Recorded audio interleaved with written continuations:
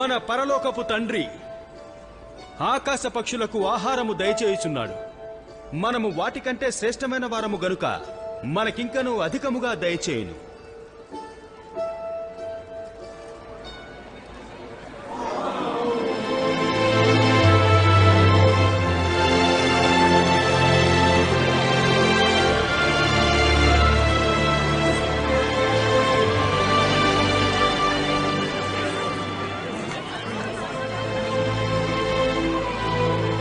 ఏమి తిందుమో ఏమి త్రాగుదుమో అని చింతింపకుడి.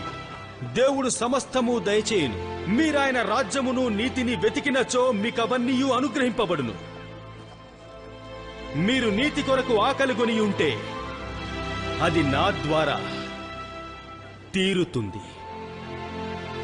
అడగండి, మీకు ఇవ్వబడుతుంది అని అన్నాడు.